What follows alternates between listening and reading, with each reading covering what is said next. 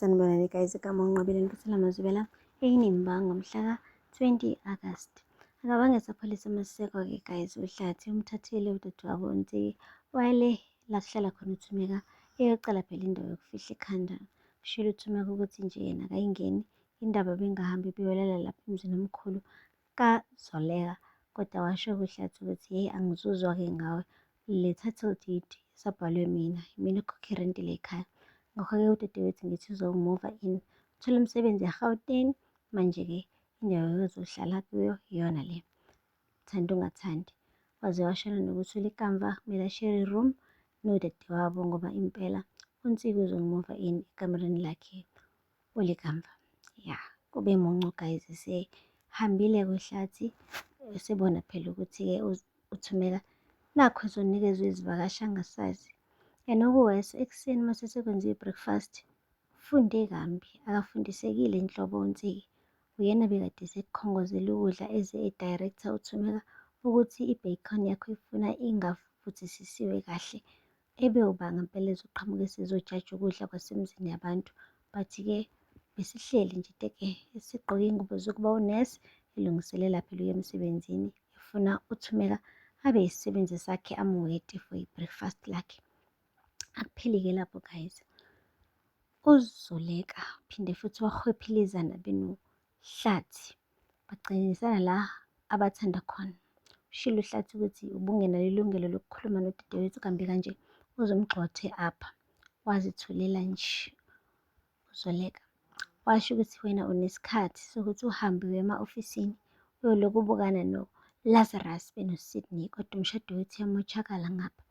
Wazithulela nje uZoleka, wathi ndithetha nawe kaloku awuwuhoyi umshado wethu, awuhoyi lutho oluhlangene nathi, kungani? Uhlezi njalo ucabanga izinto zase-ofisini. Waqeda wathatha isikhwama sakhe-ke uZoleka wayophuma ngomnyango wamshiya uHlathi ekhuluma yedwa. Semebuya nje emsebenzini, hhayi uHlathi bekade samlindele still efuna kuqedelwe phela la agcine khona, but ngenxa yokuthi-ke uZoleka uthole amazwi amnandi ayi-advice kuyena phela umngane wakhe wakudala uSidney. Umaninji wafika uHlathi eredi. Ushilo-ke guys uSidney ukuthi lalela, amadoda afana njengoHlathi akusiwona amadoda ongawacabangela. Ngiyazi kona ufuna ukulahlekelwa umshado wakho, kodwa ukhumbule ukuthi wake wakuvimba lo muntu ukuthi uyele phesheya e-America, okusho kona ukuthi uhlezi njalo efuna ukucima ukukhanya kwakho. Don't let him dim your light.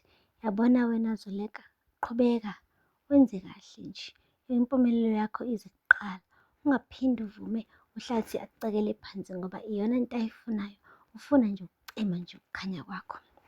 Hhayi-ke uthe efika-ke nje esathi ukuqhubeka nalokuthetha kwakhe, washo kuZoleka ukuthi bendishilo kaloku ukuthi le marriage ayisoze yasebenza. Ngampela it is over. Cela ubone ukuthi wenze njani. Hhayi, wahamba-ke uHlathi wayomncenga, washo ukuthi my-loving, uyazi nawe ngimane ngithethe nje mina. Kwesinye isikhathi ulimi lami ngimane ngilibone seligcwele inhlabathi, ukhuluma amazwi abuhlungu, bengicela ungixolele. Ngeke ngikwazi mina ukuthi ngiphunyuke ngonkosikazi wami emlonyeni, ngeke ngikwazi ukulahlekelwa isithando sami. Ngiyakuthanda kaloku. Hhayi-ke guys, ngambona kuZoleka sengathi uyancibilika-ke manje njengerama, useqala ukufisa ukumxolela futhi uHlathi aphinde ambuyisele back empilweni yakhe.